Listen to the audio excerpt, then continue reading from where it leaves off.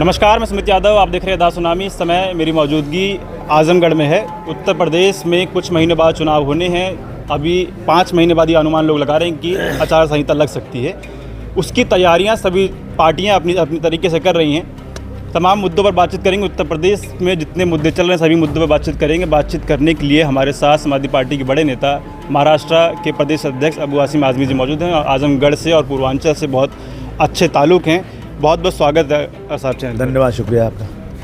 पिछले चुनाव शुरुआत करते हैं। 22 में जो अंतराल की बात होती है तो बहुत थोड़े से अंतराल से चुनाव हारे हैं। हम लोग आजमगढ़ में हैं, आजमगढ़ की मुबारकपुर सीट, जहां से एआईएम सबसे ज़्यादा वोट लेके आई। बगल में शाहगंज है, दूसरे नंबर पे एआईएम रही शाहगंज में।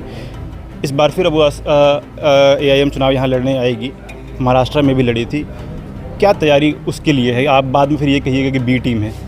नहीं, हम क्यों कहेंगे बी टीम? दुनिया कहेगी कि क्या हो रहा है। ऐसा है कि जहाँ जनाधार है 100 साल की पार्टी, उस प्रदेश में 7 ही सीट क्यों लड़ती है? लड़े ना, हम कहाँ मना कर रहे हैं, लेकिन यहाँ 100 सीट लड़ेंगे तो जनता सोचती है कि 2014 के पहले तो ये आंध्र प्रदेश में थे, यहाँ तो आए नहीं थे कभी। और मोदी जी भी 2014 के पहले कभी नहीं आए थे दिल्ली। एक साहब निकलते हैं गुजरात से दिल्ली आते हैं, एक साहब निकलते हैं आंध्र से दिल्ली आते हैं। तो ज़रा देखिए ना, क्या चक्कर क्या ये चक्कर देखना चाहिए। कहीं अंदर दाल काली है या सारी दाल ही काली है, तो इसमें कुछ न कुछ है।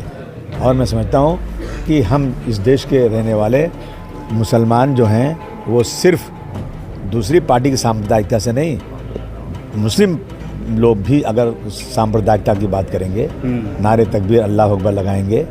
राजनीति में ये नहीं चलता है। राजनीति में हिंदू भी है, मुसलमान भी है, सिख भी है, ईसाई भी है, हम सबको साथ लेके चलते हैं। धर्म की बात नहीं चलती यहाँ पर। तो जनता बताएगी। अभी 2022 में इलेक्शन तो हुआ था, अब रिजल्ट देख लो क्या रिजल्ट है। मैं उनको लड़ सकते हैं, उनको कौन मना कर सकता है।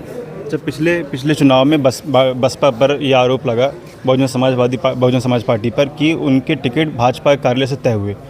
इस बार की भी तस्वीर हम लोग देख रहे हैं, जहाँ जहाँ प्रभारी तय हुए। शाहगंज में प्रभारी मुस्लिम है, बगल में दीदारगंज है, प्रभारी मुस्लिम है, फूलपुर है, प्रभारी मुस्लिम है, आपकी मुबारकपुर है, प्रभारी मुस्लिम है। मुस्लिम प्रभारी बसपा बना रही है। नहीं, वो तो ऐसा है ना कि समाजवादी पार्टी चुन के आने ना पाए। कि कौन सा उम्मीदवार को खड़ा कर जाए कि थोड़ा वोट काट दे। वो हम लोग कबड्डी खेलते हैं ना, बचपन में खेलते थे। कबड्डी खेलते खेलते गए और पाले लाइन को पाला बोलते थे। वो पकड़ने वाली थे ना, एक सूत बच गया, साला सांस टूट गई, किसने खींच लिया। वही हमारी हालत है। हम तो पूरा मैच जीत रहे हैं, लेकिन कोई आता है थोड़ा सा वोट ले लेता है। कितना? 100 वोट, 300 वोट, 500 वोट, और हम 200 वोट से हार जाते हैं, 300 वोट से हार जाते हैं। हमने लिया 1 लाख वोट और हमारी यार कितनी हो गई, कितने वोट से हो गई?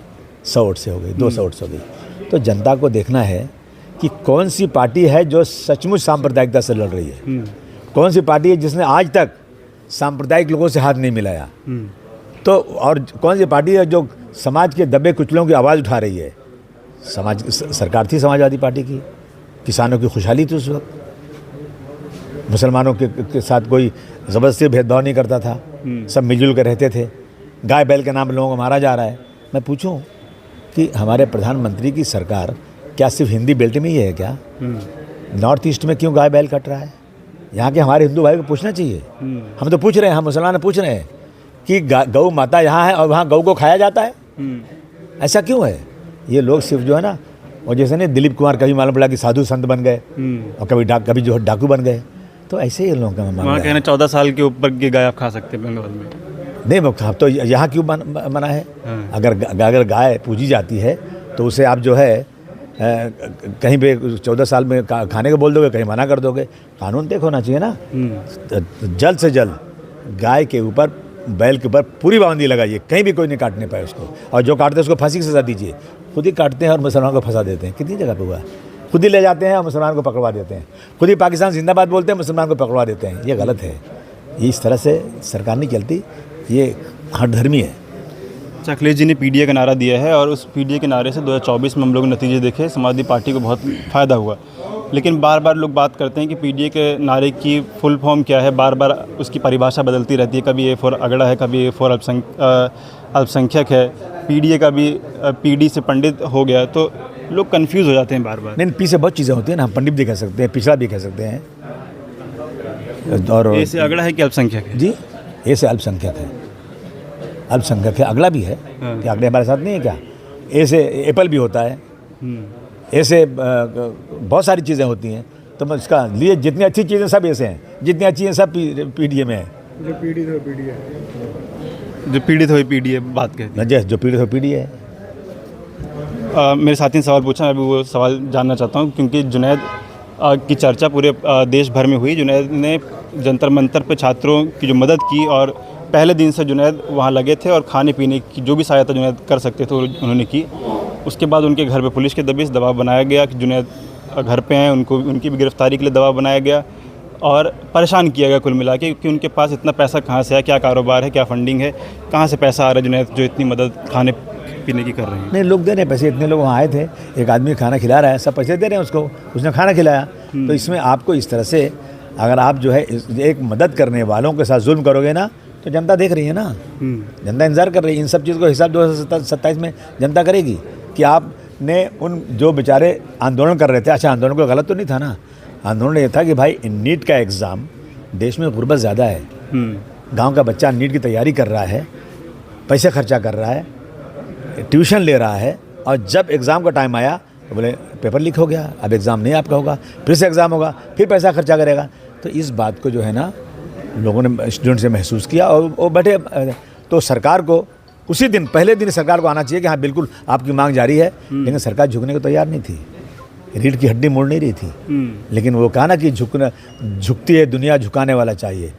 स्टूडेंट ने झुका दिया। अब ये डरा रहे हैं लोगों को, लेकिन यहाँ का नौजवान डरने वाला नहीं है। अब सड़क पर उतर चुका है। नाइंसाफ़ी के ख़िलाफ़ अपोजिशन की पूरी जिम्मेदारी होती है कि वो खड़े होकर के नाइंसाफ़ी के ख़िलाफ़ सड़क पर उतरें, जिस तरह से डॉक्टर राम मनोहर लोहिया ने कहा था, उस रास्ते को अपनाना कॉन्स्टिट्यूशन में जायज़ है। मेरा आखिरी सवाल उसके बाद मैं ख़त्म करूँगा। चुनाव बहुत नज़दीक आ रहे हैं उत्तर प्रदेश में। एक तरफ जब ताजिया निकलनी थी मुहर्रम की, तो इंच टेप लेके वो ताजिया नापी जा रही थी। अब जो कांवड़ियाँ जा रहे हैं उन पे योगी जो खुद फूल बरसा रहे, खुद गए थे फूल बरसाने के लिए। सरकार है उनकी ना, डिक्टेटरशिप चल रही है, राजा महाराजा हैं वो लोग। लगता है कि यहाँ पे जो है डेमोक्रेसी ख़त्म हो चुकी है। जो हम कहेंगे, जो राजा साहब कह देंगे वही कानून बनेगा। तो वही है, सत्ता में है, सत्ता का अहंकार है, जो चाहे कर ले। तैयार है 27 के लिए? 27 के लिए तैयार नहीं, पूरा तैयार है। अगर 27 का अगर है हिम्मत तो कल ही करा दो वोटिंग, दूध का दूध पानी के पानी सामने हो जाएगा। ठीक, बहुत शुक्रिया। हम लोग अबू आज़मी साहब से बात कर रहे थे। बड़े नेता समाजवादी पार्टी के हैं, मुस्लिम में बहुत लोग मानते हैं, और अभी पूर्वांचल में आए हैं। आलम बदी साहब की जो डेथ हुई उसके बाद आए हैं उनसे मिलने के लिए, उनके परिवार से मिलने के लिए। आप लोग क्या सोचते हैं? तमाम मुद्दों पर बातचीत हुई, उनके बारे में अपनी राय कमेंट बॉक्स में दीजिएगा। वीडियो में ख़त्म कर रहा हूँ। आप लोगों से मुलाकात अगली वीडियो में होगी। जुड़े रहे हमारे साथ, तब तक के लिए नमस्कार।